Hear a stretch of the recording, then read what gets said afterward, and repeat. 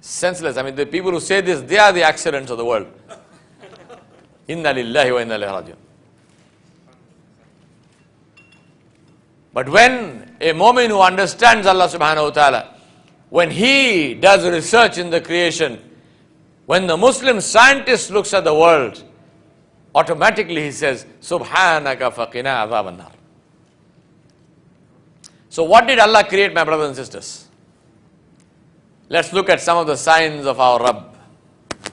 Allah subhanahu wa ta'ala created the blue whale. 108 feet long, 32 meters, 190 tons in weight. The largest creature that ever existed. The slide over there gives you an example, a comparative analysis of what the size of the blue whale is, and that's a scale diagram compared to the biggest of dinosaurs, compared to buses, compared to aeroplanes, and so on. Ajib, eh? That is a picture of a blue whale breaching. Breaching is when a whale completely comes out of water, clears and jumps and goes back. Joy of life. Imagine, through water, what force and speed must it swim at to be able to come clean out. You're talking about 190 tons becoming airborne. Ajib. Qudrat of Allah subhanahu wa ta'ala. This is our Rabb, my brothers and sisters. This is our Rabb. Rejoice that Allah has given you the basira to recognize Him. Rejoice that you are not among those stupid people of the world who look at this and say this is an accident. Inna lillahi wa inna ilayhi raji'un. That is a scale diagram of a heart of a blue whale.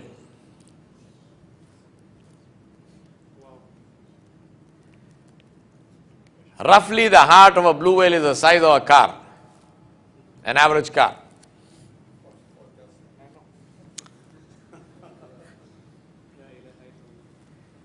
The call of the blue whale, the sound of it, is 188 decibels. What does that mean? It means it is louder than a jet engine. They have measured blue whales calling in California, off the coast of California. They have recorded them off the coast of Japan, across the Pacific Ocean. This means that if you were a blue whale, you could speak to your brothers and sisters in Australia without a phone.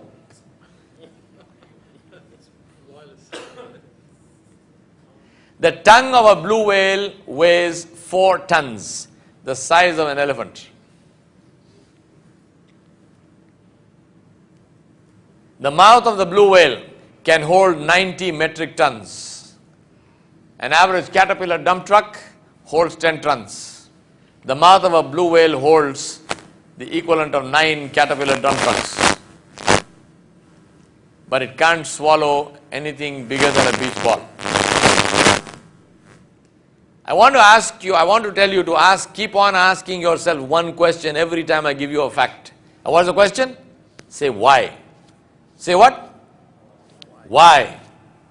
Why must you create a mouth that holds 90 metric tons but it cannot swallow anything bigger than a beach ball? Ask yourself, if you were the creator, what would you do? How would you create? Think about that. Ask yourself why. The blow of the blue whale, and that's the picture in the center, that is not the fountain off the coast of Jeddah, that is the blow of a blue whale. 50 feet straight up in the air. Ajib, eh? The calf of a blue whale drinks 400 liters of milk a day. If you had to feed the calf, you would need a whole dairy farm. The blue whale eats krill, and it needs and eats 8,000 pounds of krill, 8 tons of krill per day, which is 40 million krill. Now you know what is a krill? That is a krill. A krill is a small prawn. Blue whales are Shafi'i, so they eat prawns, they're not Hanaf.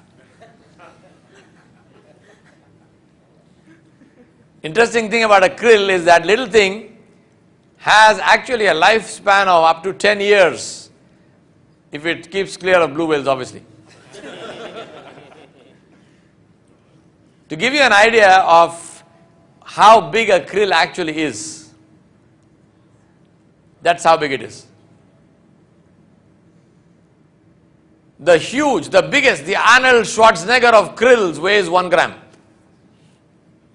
Now imagine, if you are a creator and you created a creature which is 190 tons in weight, more than 100 feet in length, what would you decree as its food? You would decree ships and sharks and, yes? Why does Allah subhanahu wa ta'ala decree that something which is that big eats something which is so small? What is the question to ask? Why? Let's go into the air. A bird called the bar-tailed godwit